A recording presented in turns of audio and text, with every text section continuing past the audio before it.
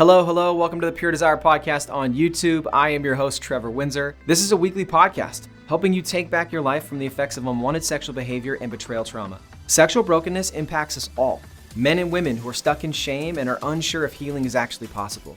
Church leaders who want to help but don't know where to start. Parents who don't know how to help their kids develop sexual integrity. Wherever you're at, this podcast is for you. Through sharing stories of healing, interviewing addiction and betrayal experts, and normalizing the conversation on sexuality, we offer a clear plan for recovery and healing from the effects of unwanted sexual behavior and betrayal trauma. You have what it takes to break free, heal your relationships, and take back your life. Make sure to like, share, and subscribe to the channel. It helps us so much and really just pushes our message forward. All right, with that, let's get to this week's episode.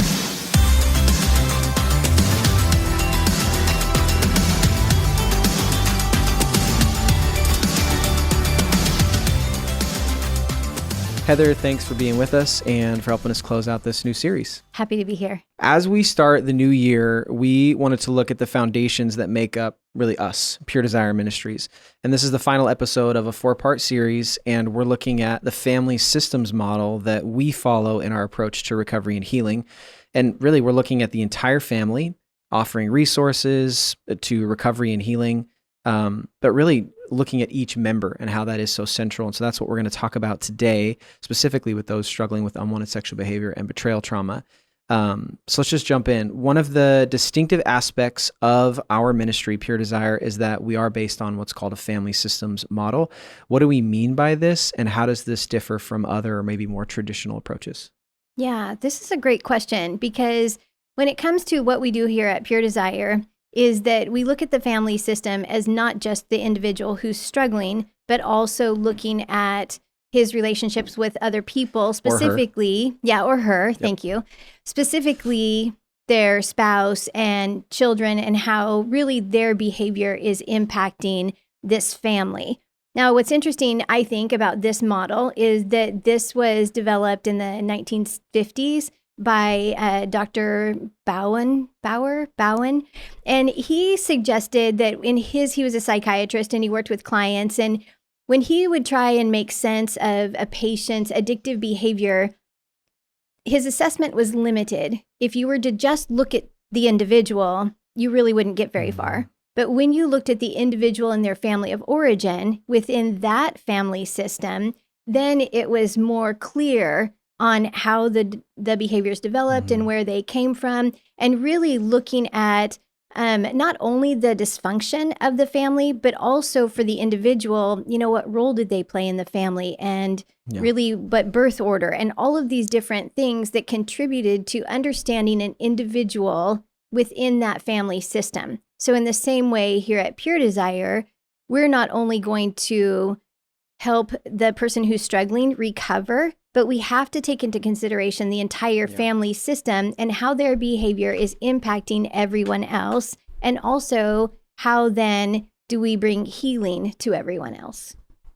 Well, and it's a change from the model that I think many people are aware of when it comes to addiction, that we would call more of like a disease model of an addiction, that you have a problem, and our goal is to try to get in there and diagnose the problem and give you the pills or the workshop or the knowledge or whatever you need to fix the problem, and then send you back and you'll be okay. And when we're talking about our sexual struggles, this is what we've shared on a lot of these podcasts. We're talking about a process addiction that is not about something outside of us, but about brain chemicals and things we carry around with us that are impossible to just fix or get rid of, because we go back to being the person we've always been, in terms of I still have those brain chemicals and I still have those reactions and triggers. And so there has to be a more holistic approach to recovery.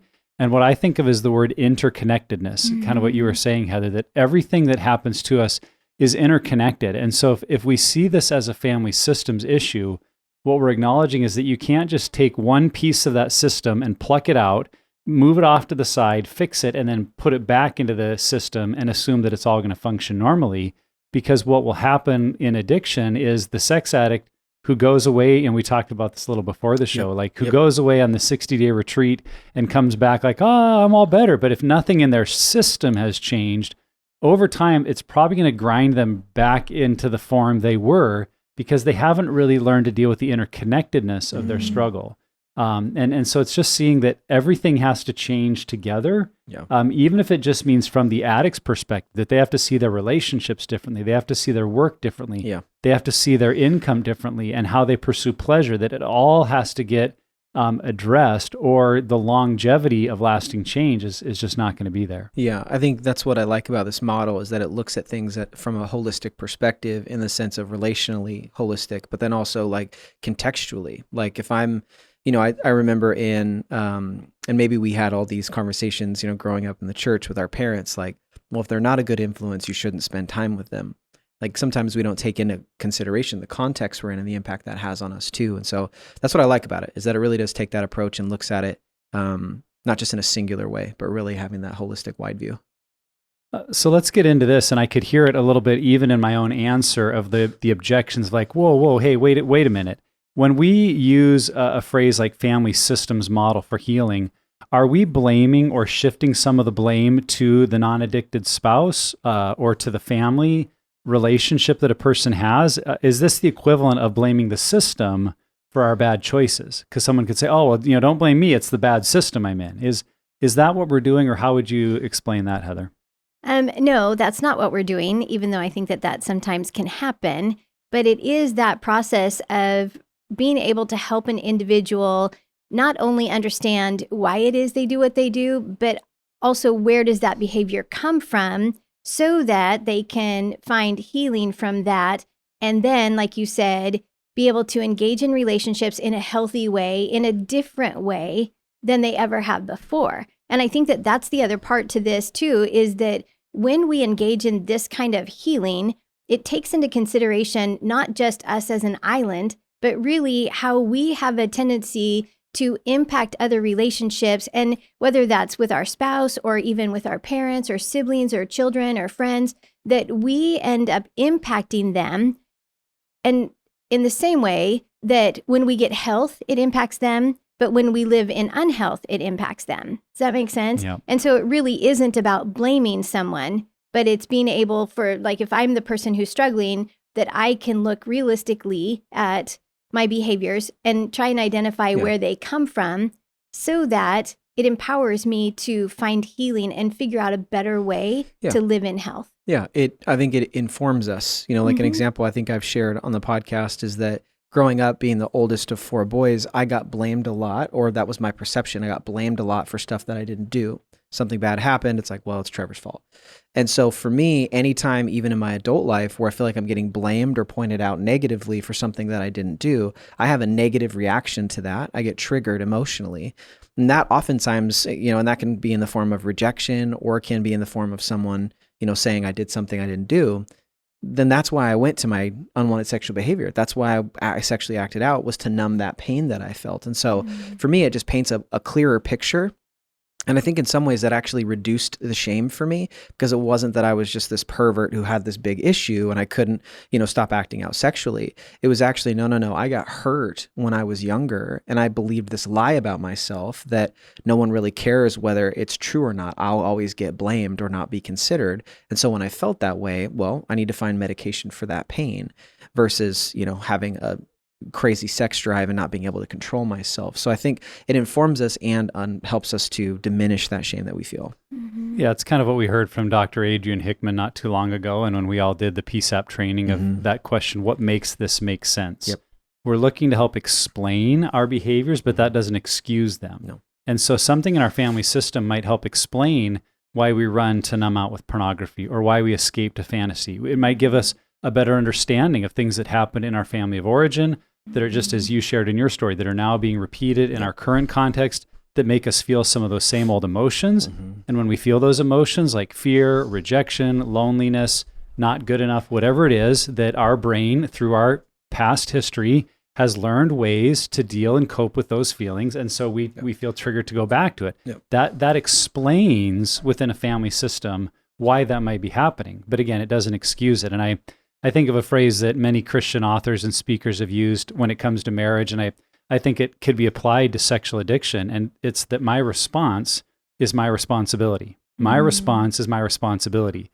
So even if I feel like I have a very negative critical spouse, I can't look and go, well, it's because of that then I have to go, find this pick me up in pornography. Like, well, no, you could also just go for a run, or you could go to a counseling appointment, or you could go, talk to a friend. Yeah. Your response is still your responsibility. Mm-hmm. Maybe you had very controlling, domineering parents. And so anytime you feel controlled, you can't use that as an escape to say, well, this is why I struggle with pornography. No, that your response to it is still your responsibility. So it's not about in any way blame shifting. It's about understanding with a lot more depth and clarity why I do these things. Why have I gone to that escape? So that I not only work on amending the problem that I've run to, but also addressing all the triggers and danger zones, hotspots that have caused me to run back to those things. Yeah, absolutely. Okay, so, to a point at the beginning that this is not just something where we're looking at our family of origin and how that impacts, our unwanted behaviors or the difficulties we have in life, but also looking at it holistically, that if there's someone who has a sexual addiction in the family, how that impacts the entire family, the spouse, the children, friends, family, community. And some of the ways that this plays out, a misunderstanding, is that many churches will treat this as just the man's issue. And so if the man is the one who is struggling with unwanted sexual behavior, then we just help them. Why is that problematic? Yeah, because if we're just helping the person who struggles, we're not helping them take responsibility for the way that their behaviors have impacted their spouse. Because really, it creates such trauma for partners that they need healing. It's a different type of healing. It's a different journey, but still, somebody who's lived with an addict, somebody who struggles with compulsive sexual behaviors, their world really not only through discovery and disclosure, but their world has been chaotic just because of the way that they're living, they're sharing a life with somebody who struggles. That in and of itself creates kind of this chaotic, traumatic environment. But once they find out about all of this, they still need healing, which is really, I think, really tough in the church, because we've come a long way, I think, in helping the person who struggles, and we need to do more to help partners. Mm-hmm. Well, and it also can treat men like they're somehow uniquely sexual individuals, whereas women are only emotional or relational. Right. And I really think of Sheila Ray Gregoire, who's been on the podcast a couple of times, and I think is helping really change that paradigm in how we speak about sexuality, that men and women are sexual beings, and women have sexual needs in the relationship as well. And even if they might be defined differently or experienced differently, they aren't always that way. We talked about it with Sheila Ray, that there's like these two overlapping circles.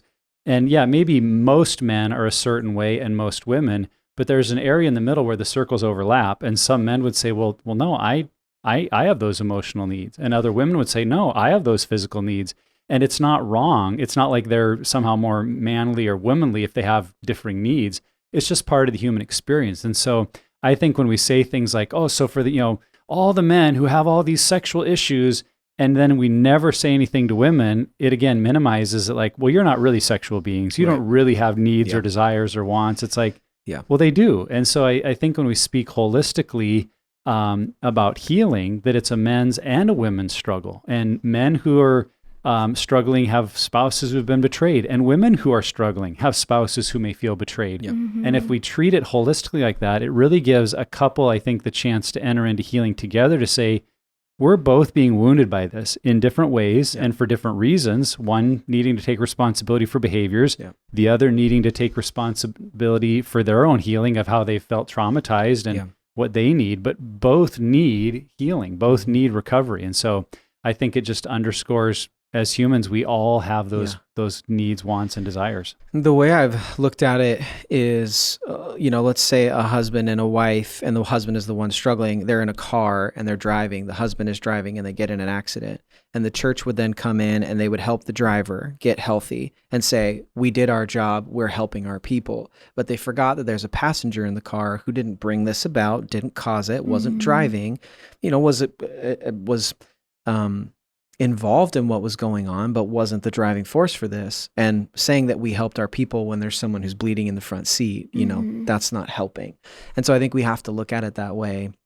And I think that, I don't know, I have some opinions on this that I will try to maybe not be as harsh with, but I think at times it's easier and more measurable for a church to say we helped the addict get healthy than to help a betrayed spouse heal.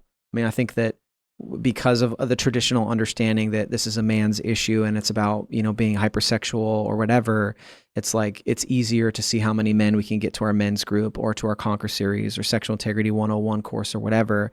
But there's a lack of understanding around betrayal. We've talked about that on the podcast before. There can be a lack of understanding of betrayal trauma and the impact it has specifically on women. And because we don't understand it as churches, we don't help in that area or reach out. And I think there's this huge demographic, to your point, that we're not helping. We're not helping heal. And we got to look at the partners too. So it has to be both. I think that's what success looks like. Is helping both the one who's driving the car and the passenger who got injured too. Right, because both have been injured by the accident. Right. Yeah, absolutely. Yep. I think that it is super important for churches to offer something for the partners, even if they don't know what that's supposed to look like going in. But it's definitely within this family systems approach. It has to be a piece to the puzzle. Yep. Well, I like the way, too, you said that we have to be sympathetic towards both because they've both been injured. And I think even if we're talking to someone who is the addict and the struggler, yes, there is a point and parts that they need to take responsibility, ownership, they need to repent, they need to, walk in away from sin. Yes, all that's true. But there's also a part of that addict that is also wounded from their past, struggling with lies about what they believe about themselves. And if we only approach them as like, you're this bad person that made bad choices, just like the person who got into the accident. If we only approach them like, well, you should have driven better and you should have known it was icy, so slow down, but ignore that they broke both their legs, we're only helping part of the equation of like, okay, drive better next time, but they're also going, but I've got these broken legs. And I think the family systems approach kind of helps us step back and go, okay, there's more than just bad behavior going on. There's more than just wrong moral choices. There's a system of things. And so that's the next question, Heather, is how does family systems model, how does that help us look beyond just the unwanted behavior or the addiction to all the factors that might be driving it? Yeah, that's a great question because it really does have to do with looking in our past to find these areas of woundedness or brokenness, whatever you want to call that, so that we can change, not that we can change the event, but we can change the impact it has on us so that we can heal. And again, it's one of those things that, some people may experience something that's like this big, huge traumatic event. And once you know that about them, then it's like, oh, well, okay, this makes sense. But other people might experience something that maybe wasn't this big giant thing, but was something that happened over and over and over that seems like maybe the impact should be less, but yet at the same time, it was something that wounded them to their core, created these lies that they now believe about themselves. And so now they have to work to reframe all of that and put it into a context that can help them find healing. And again, that really is one of the reasons why this whole family systems theory goes back to having to look at the family of origin and the way that whatever was happening there impacted you. Even if it only impacted you that way, it still is significant because it created this area in your life that really has perpetuated pain in your life. And so I think that that's one of the bigger things with this model is being able to look at that family of origin, everything that's there, so that you can find healing, because really you don't want the same dysfunction in your current family, right? Yep. You want to be able to understand it, but also decide that, you know what, that really hurt me and I want to make sure that I don't ever do that to my wife or to my kids. And so it empowers the person to not only make all these great choices for their healing, but also decide that, you know what, my family right now, my current family, it's going to look different. And we're going to do things differently because we want health and wholeness for our family. Yeah. I think it definitely gives us direction toward where to actually do the work. Like I mentioned before, I grew up in a family where I often felt like my needs weren't very important. And I grew up in a church culture that was like, you're just here to serve the church and serve the community, and what you want what you're passionate about, the needs that you have, those are secondary. And what I learned in that is that, well, if someone's going to take care of me, it's going to be me. And so, I mean, those who, have listened, like, that's part of my story is just I just go over and above on everything that I do. And that's just my tendency, because I believe at a core level that people don't care about my needs. And so I got to make sure I get mine. And so for me, what's helpful is once I understood that, then I can start to understand, where did I learn those lies? Remember when I was 11 years old and I wanted to quit baseball, and my dad and my coach in the batting cage in the basement of my coach's house said, "You're not going to quit baseball. Why would you quit baseball?" And I was like, "Oh, well, I guess I'm not quitting baseball." But in that moment, I learned my voice doesn't matter. My needs don't matter. It's what other people want from me, their expectations. And for me, that's helped me today, because I can communicate that. Even going through some difficult times right now, the people around me who know that information, I've shared that with them and they're aware of it. And that's helped me put plans in place and have conversations and be honest, where people can say to me, "I know we're going through a hard time, but your needs do matter." I totally see how that is. And in that, they're also able to help me not be this this glutton for all these things that I feel like I want or I need. And so it's not only a way for me to understand why I do what I do, but also helps me put a plan in place with community around me to avoid the unwanted behaviors I don't want to do anymore. Yeah, and a family systems model reminds us that the behaviors are the outcomes of other things. Yep. And when we can get under the surface of, well, what are the other things? What are the wants, needs, desires, unmet longings? To use some of the language of Dr. Kurt Thompson and his books, just about how we all have these needs, and they're really God-given. They're built into us to need others, to need relationship, to need to be seen and heard and valued. And ultimately we get that from him, but we also get it from one another. And I think the power of it in a coupleship or in a family is, at that level, we're all very, very similar. And so when you and your spouse start to connect around, I really have a need to feel like my voice matters, and the other person's going to say, "Yeah, me too. I know how that feels."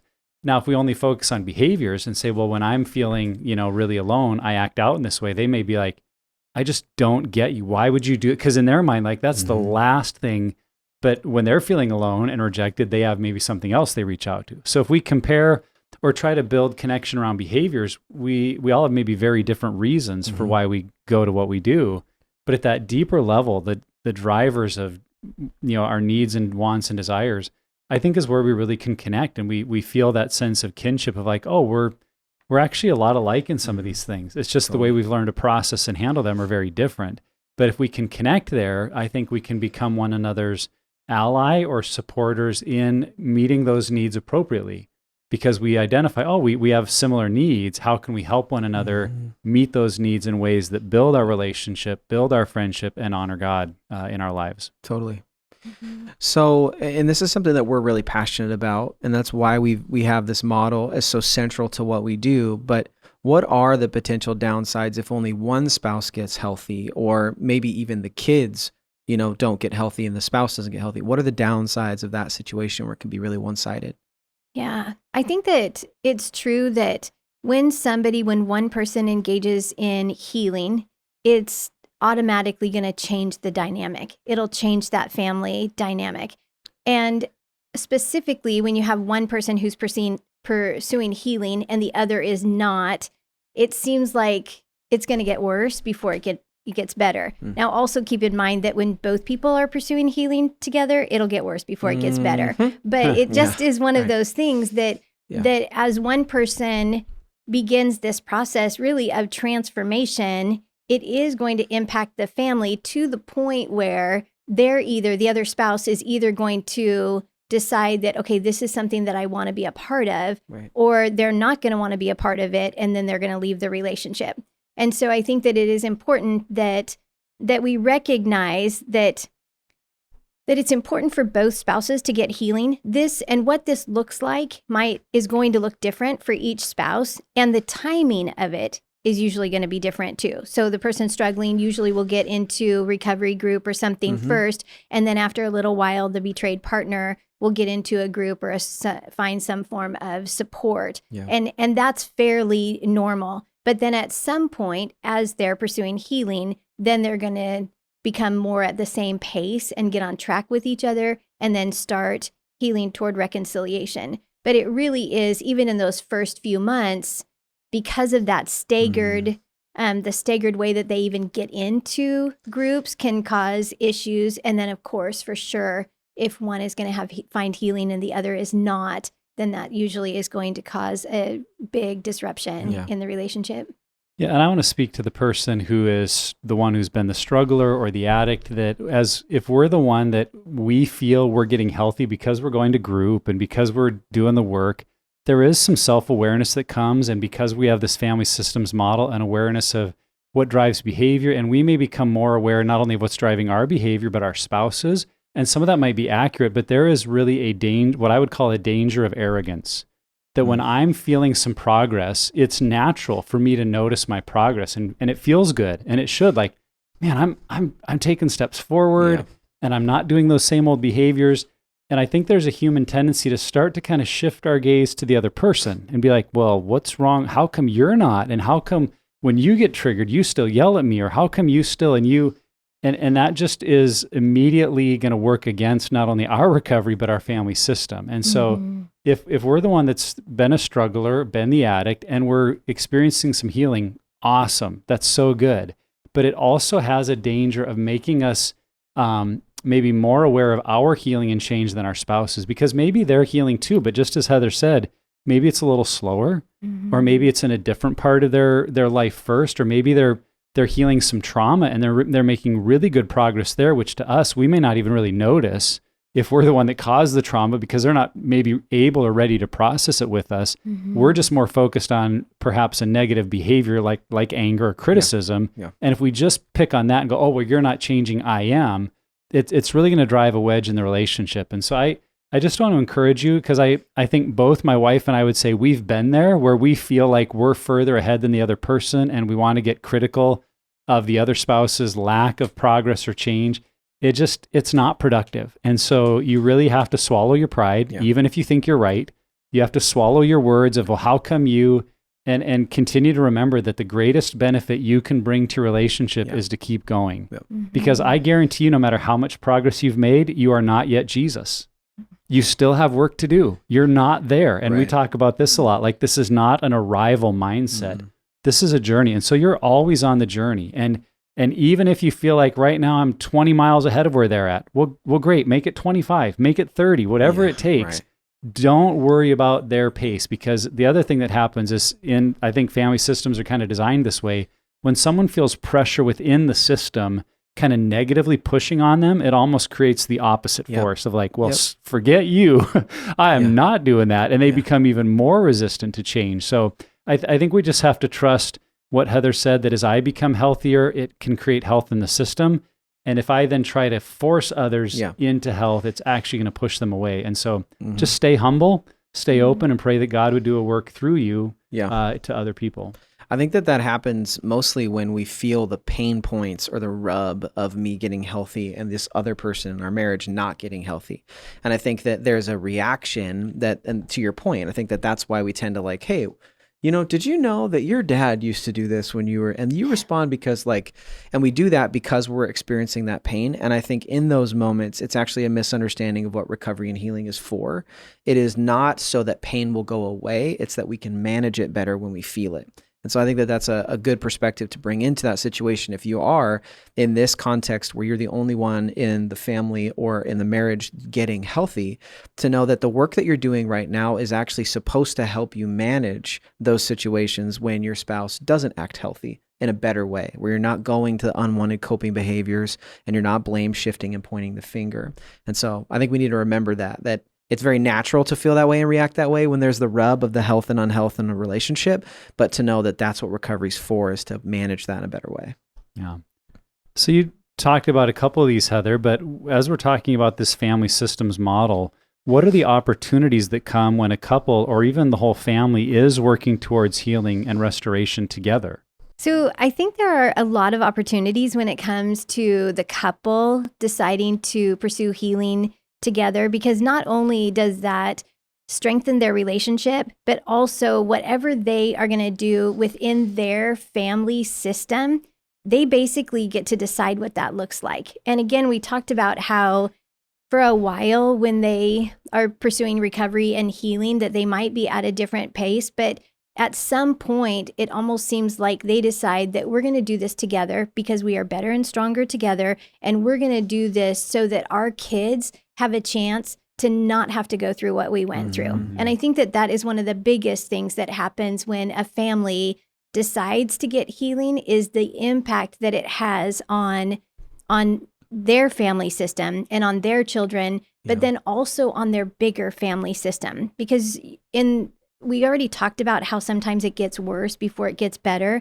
This is also true for the person. So for the person who struggles and their spouse, when they decide to get healing, it's going to disrupt their family of origin, which is kind of interesting. On both sides. Because it is, absolutely. Because they have always worked within that other family system and have had very specific patterns of behavior, if you will, when it came to those other relationships. But as they pursue healing together, it probably is going to disrupt those external family relationships for a while.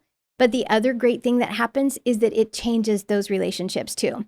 And I saw this happen in my relationship with my parents when I went through a divorce, but then when I went through counseling, because I was raised in a very conservative Baptist upbringing, and you don't get counseling. I mean, there isn't any problem in this world that Jesus in the Bible can't fix. And yet there was this big, huge issue that was killing me. And so I went to counseling, but the more that I learned, it changed my parents. It changed even their language and their perception. And I mean, it was really just an amazing God thing that happened. And so even though it was disruptive for a little while, because in a lot of ways I was pushing against what I had been taught in my family of origin, but yet I was pushing back because I knew that there was a better way. There had to be a better way, and not that there was a better way than Jesus in the Bible, but there was more that I could do that would help me to get healthy, so that then I could pass that on to my kids. Does that make sense? Totally. And so I see that being the same thing that could even happen when a couple decides to get healing, is that there might be a little bit of backlash for a while in those other external relationships, but never minimize the power that change and health can do to an entire family system. Yeah, I think too, you can make an argument that it extends past the family as well to, we've had some of this experience. I think of every time I think of Rodney and Tracy, right? Because, Tracy is a clinician on staff. Rodney's our advancement specialist here. And they've been in healing and recovery for a long time and are healthy. I mean, they're, in my opinion, they're very healthy. And watching them parent the way that they do and process the way that they do has been encouraging to Amy and I, where we look at that and it's like, we want to be like that. And I think that when we get healthy together, this family systems approach, what happens is people see it, they see that it's attractive, and they want what you have. Like, how did you get here? And I've even seen it in my relationships where people who I thought would never get into group and never start the healing process have done that. And I've seen their marriages start to expand and start to see that both spouses are communicating their feelings and their kids are starting to do. And so it's been really cool just to see that, because other people were healthy and encouraged me to get healthier, me and my wife. And then as we've done that and just been naturally and organically in relationship with other people, that just kickstarts more healing for more people. So I think if we can lift our eyes a little bit, sometimes that's helpful and gives us more courage to keep going. Well, and it's like we said earlier in the episode, that it's about interconnectedness, that all these things are connected. And the goal isn't just to stop a bad behavior. I mean, yes, that needs to stop, because that's a major part of where the pain and trauma is coming from. But in addition to that, it's to move towards health. And health is so much more than just not doing something. Health is how we communicate with one another. Health is our level of empathy and how empathy can grow when both couples are doing work and leaning in and understanding, family of origin stuff and the lies they listen to and ways that we can actually support one another, because it's really rooted in vulnerability and transparency that I think we long for, but many of us don't know how to get there. Yeah. And the Pure Desire experience for so many couples is what kind of forced that level of vulnerability and transparency, that they say, man, our relationship is better than it has ever been. Even though we went through the addiction, the affair, the whatever it was, the connection it creates is what is the opportunity. And so in other ways, it will change the system around you and make some of your maybe extended family relationships harder because you'll have better boundaries and better clarity of what we do or don't put up with. Right. But within your coupleship, I think there becomes just this bond of like, we are with each other. We know one another better than anyone else in the world, and we've got each other's backs. And like I said, I think it's what we really long for. We just don't always know how to get there. But when we both do the work, that's a beautiful opportunity that exists. Yeah. So we've covered this in a number of different podcasts, but it's worth bringing up here. When we use this family systems model, and really only one person in the family wants to get healthy or is willing to get healthy, can we still help them? Even though we adopt this model, let's just say the family doesn't want to get healthy and this one person does, is there still healing available from Pure Desire for that person? Yeah, for the one person who wants to get healing, absolutely. Yeah. And it's one of those things too, I think that when you start the process of recovery and healing, it really can be unpredictable in a lot of ways. But one of the great things about that unpredictability is that it usually turns out better than you expect. And I think that I'll often have men at conferences come up and say, you know what, I've been in group for this long and I really want my wife to get healing, but she's totally resistant. Is there a book I can bring her or something like that might help? Yeah. And I usually say, well, you know what? Here's an idea. Because that person who just caused her so much pain is probably not the person that's going to help her. But yet, if there was somebody else, if there was like the pastor's wife or a woman pastor who could reach out to her or something like that, that might be a better approach. Yeah. But absolutely, if only one person is going to embark on their healing journey, do it, and just leave the outcome up to God because He knows. Yeah. I always like to say, I have a book for that, but it's a book for you. It's called Helping Her Heal, and it's a workbook for you to go through. Or I'll say you could read this great book called Aftershock that will help you understand what discovery of your pornography issue made her feel. Or you could read this great book called The Body Keeps the Score that will help you understand how much she has internalized this pain. And if you could just keep engaging with what is she experiencing, that's the best book you can read. So I will recommend those to people. I do think it's also helpful here to think about the kind of metaphor we're using, because I think sometimes we feel like a healthy family system is like an engine, and systems and engine kind of sound similar. And, in an engine, all the parts have to be working properly for the engine to run, right? It doesn't matter if 5 of my 6 valves in my 6-valve engine are perfect, and if one of them is trash, my engine won't work if I have a trash valve. And I think we might feel that way in our family, like, well, until we're both healthy, it's dysfunctional. It's like, well, that's really not the best metaphor. I think of like the diet we choose to eat is a better illustration, that if I make some healthy choices, even if at the end of the day I eat a bowl of ice cream, those healthy choices are still overall doing me good. They're creating more nutrients for my body. They're probably better calories for me, not empty calories from sugar. And so if you think of it that way in your marriage, if you have a healthier version of you're like infusing some health into the system, that even if there is still some unresolved anger, some unforgiveness, bitterness, whatever you feel is there. Like I think of the scripture verse that says love covers over a multitude of sin. Yeah. That if there is the love of Christ really oozing out of us because of what we're learning, it can cover over a lot of negative stuff still happening in our family. And whether that's your marriage or with your kids or with, relatives and all that, as I've already said, a healthier you is just better for everyone. And so keep moving towards that.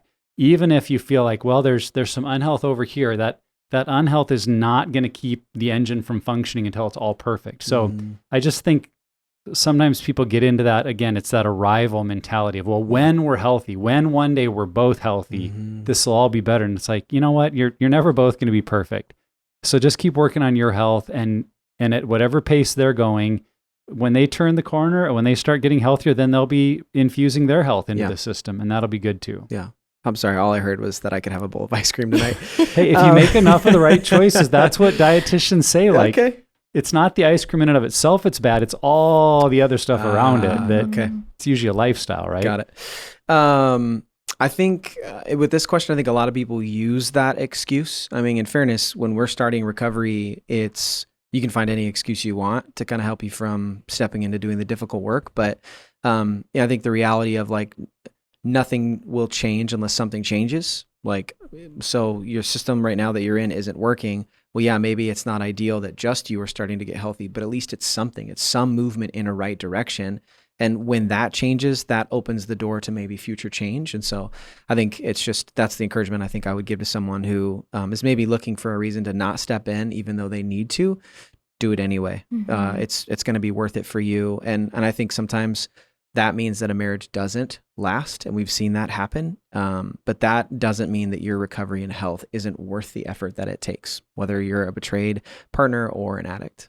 So, Heather, how can an understanding of a family systems model help all of us be a support to those around us who might be going through recovery? And I don't just mean our spouse. I mean, as group members or church members or friends, how does that family systems model help us be aware of what we can do to support others?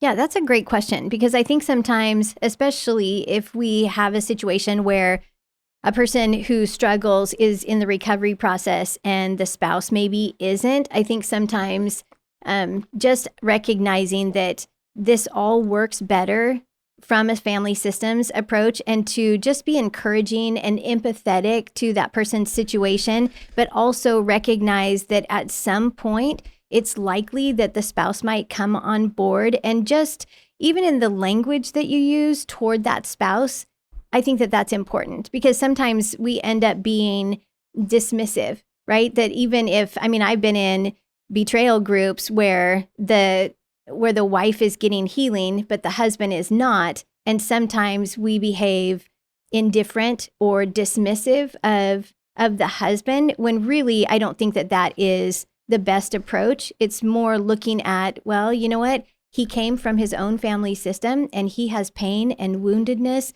that needs to be sorted out.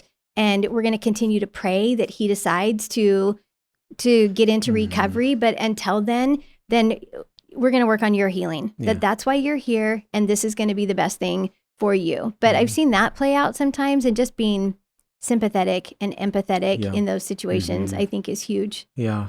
I think it helps in how we encourage people, as we see our friends, family members, people in our community struggle or their marriages struggle. I think this can help them, help us encourage them with like digging into our past and creating more awareness and emotional awareness. And, a great word that I hear used often in this realm is just curiosity. I've explored that with my therapist. I've read, people, and they talk about this curiosity toward our story, toward our family of origin, toward why we do what we do.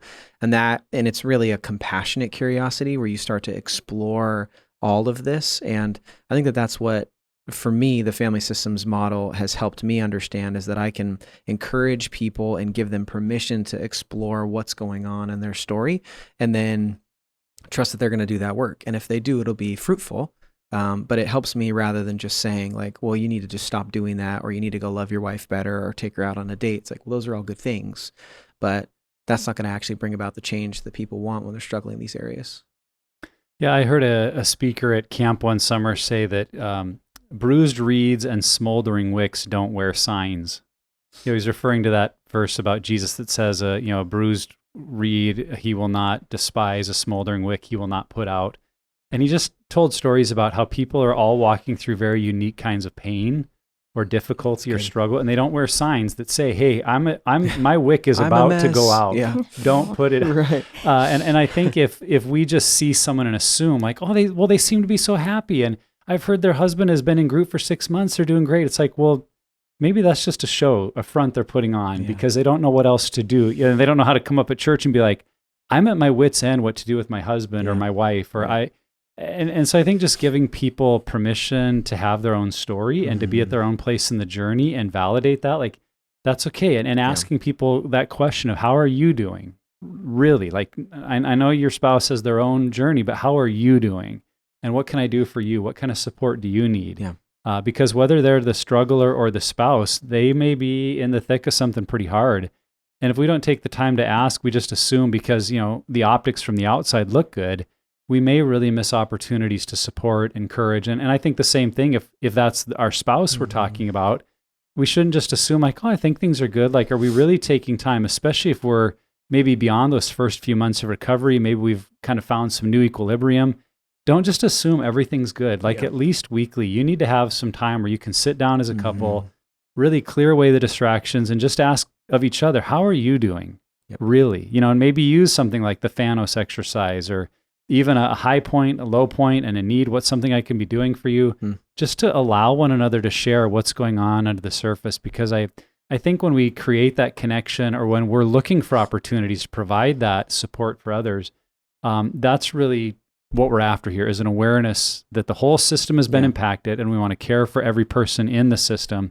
And the only way to do that is really to take time and ask and find out what's going on. So just make sure you honor every person's story and look to support them wherever they're at. Yeah. The family systems model is just so central. Really, the more that we talk about it, the more conversations around it. It makes so much sense. And I think what I'm hoping that people walk away from this series, this foundation series, more specifically this episode, is that without understanding our family of origin and the system we grew up in, and without really impacting our system we're in now with healing, restoration can't happen. It's not possible, at least long-lasting restoration.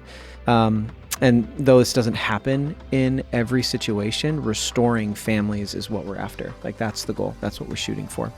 So, Head, thanks for closing out the series with us and for your time. Appreciate it. Yeah, this was a great conversation.